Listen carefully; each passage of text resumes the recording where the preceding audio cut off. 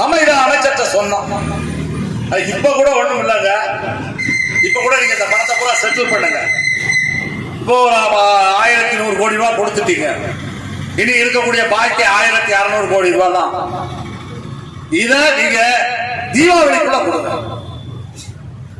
இந்த மாசத்துல இருந்து கிராஜுவேட் ட்ரஸ்டுக்கும் பிஎம் ட்ரஸ்டுக்கும் பணத்தை அனுப்பிடுங்க.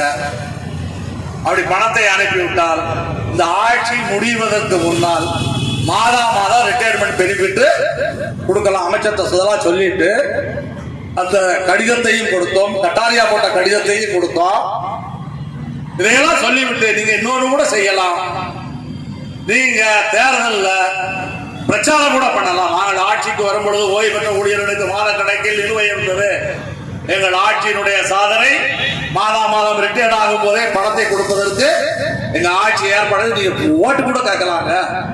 இதை செய்யுங்கன்னு அமைச்சர்கிட்ட சொன்னோம். இந்த 1/4/2003 ஓய்வூதியம் போன பேச்சுவார்த்தையில உங்கள்கிட்ட பேச நீங்க ஒரு கமிட்டி போட்டீங்க. இதுவரைக்கும் அந்த கமிட்டியை கூட்டல. அந்த பிரச்சனையையும் இந்த பிரச்சனையும் சரி பண்ணா ரிட்டையர்டான தொழிலாளி பிரச்சனையும் தீரும். 1/4/2003 பிறகு உள்ளவர்களுடைய பிரச்சனைக்கும் தீர்வு கிடைக்கும். ஒப்பந்தம் போட்டு 4 மாசம் ஆயிப்போச்சு. 3 மாசத்துல அரியர்ஸ் தரணும் ஒப்பந்தம் போட்டிருக்கீங்க. அரியர்ஸ் கூட இதெல்லாம் அமைச்சர் பேசுற உடனே இந்த அரியர்ஸ் ஒரு 10 நாள்ல தந்துடலாம். நீங்க சொல்ற மாதிரி பிஎஃப் பணத்தை பிஎஃப் அக்கௌண்ட்ல கிராஜுவிட்டி அக்கௌண்ட்ல போடுறதுக்கு நான் நிதித்துறையோடு பேசுகிறேன்.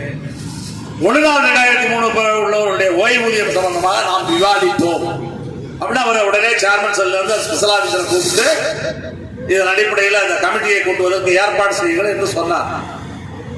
தீபாவளிக்கு முன்பாக இந்த நீதி பாக்கியை தர வேண்டும் என்று சொன்னோம். எல்லாவற்றையும் நான் நிதித்துறையோடு பேசிவிட்டு நான் அறிவிக்கிறேன். சரி, நீங்க ஒரு அறிக்கை கொடுங்க. நீங்க எங்களுடன் ஒத்துக்கொண்டிருக்கிறீர்கள். நிதித்துறையோடு பேசிவிட்டு மற்ற அதிகாரிகளோடு பேசிவிட்டு இந்த முடிவை அமைச்சர் அறிவிக்கும் வரை எங்களுடைய போராட்டம் இருக்கும் என்று சொல்லிவிட்டு வந்துடும். 2 நாள் ஆச்சு. அமைச்சர் எப்பொழுது அறிவிப்பார், எப்ப அறிவிக்க போறாங்க என்று நான் பார்த்து